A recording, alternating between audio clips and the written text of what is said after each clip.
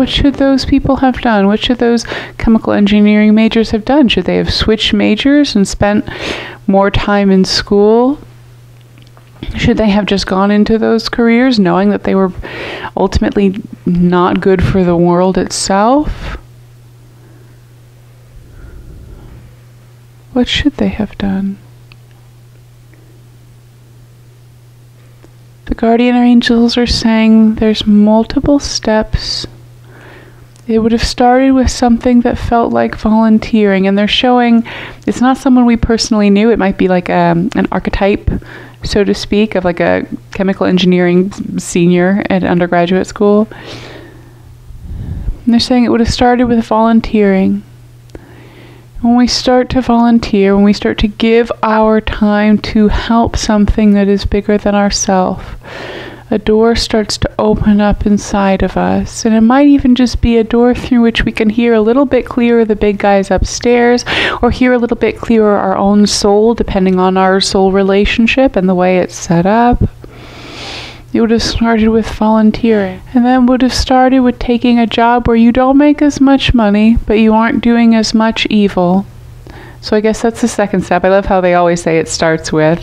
So the first step would have been volunteering. The second step would have been taking the least evil job we can find. And then they say the third step is you start to find a way to actually do it differently.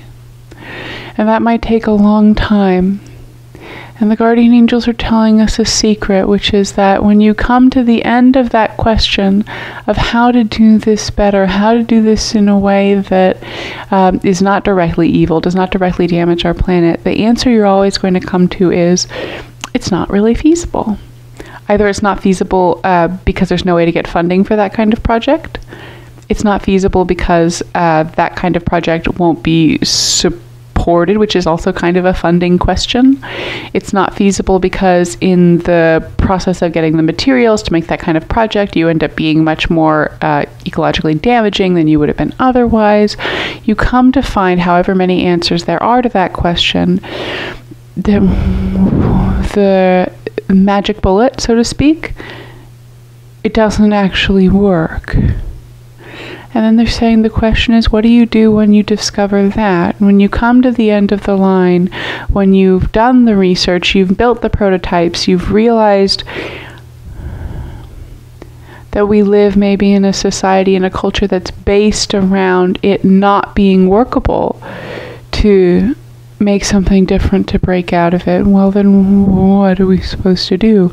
This got much more serious than I thought it was going to get. And then what are we supposed to do when we come to the end of that line? Doesn't feel like we're supposed to tie rocks to ourselves and walk into the ocean, because frankly, that was my first guess. What are we supposed to do? They say you're supposed to talk about it. They're talking about a group that's active right now called Scientists Rebellion. Scientists Rebellion is a spin-off of the group Extinction Rebellion, and essentially Scientists Rebellion is a bunch of scientists who have done that process. They've gotten to the end of the line, so to speak. They've discovered that we live in a world that's built around workable situations being impossible to perpetuate, and now they've started talking about it. The Union of Concerned Scientists is another organization. They don't do direct action, they do more research than direct action, but they're also involved in this fight, and they deserve a lot of credit, they're saying. So that's what we're all supposed to do. They're saying it's probably too late for the pharmaceutical industry to turn around, or for the poison industries to turn around, or the fossil fuel industries to turn around, and that's very sad for somebody upstairs. And it feels like probably not even that long ago it wasn't too late, but we just missed it. We just missed it. And so now the best thing that all of those people can do is to start to talk about it.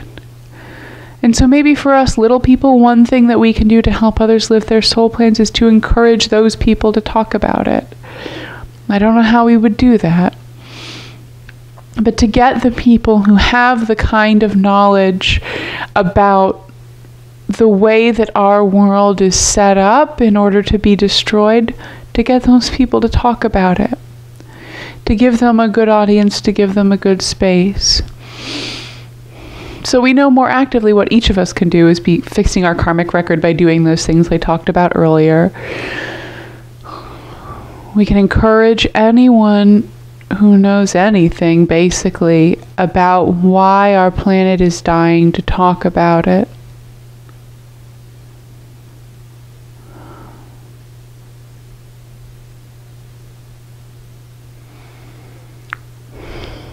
I guess how we can all help each other live our own soul plans is to help each other clean up our karmic record. And that used to be small. It used to be things like apologize to the people you've hurt, clean up your messes, and we've had channeling about that in this video series before. And now it's getting bigger because now we have bigger things to apologize to.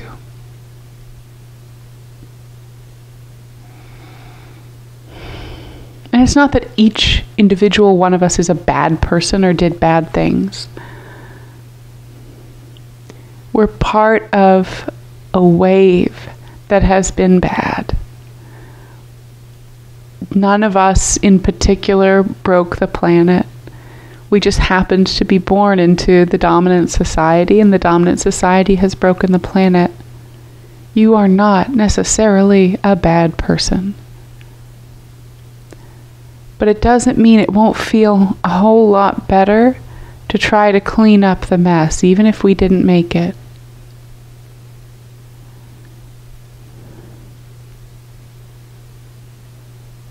This is interesting. So this channel, I have a healing practice where I work with people to help them live their destinies, live their soul plans, and everybody's is different, so every process is different.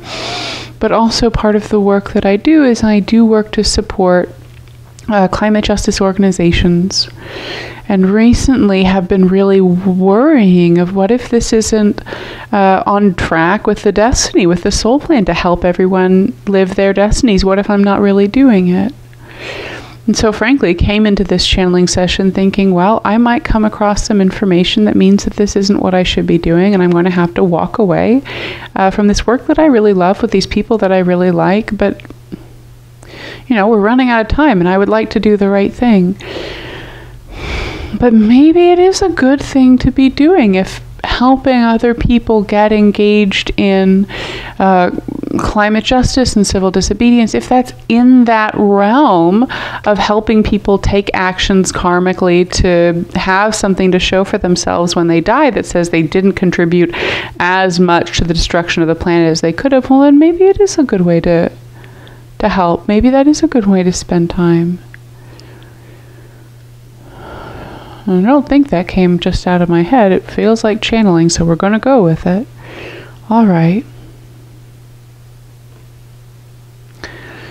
Okay, well, I think they answered the question for now. I'm sure this question or variations of this question will come up again. It is the fundamental question, really, is what do I do to do what I was born to do?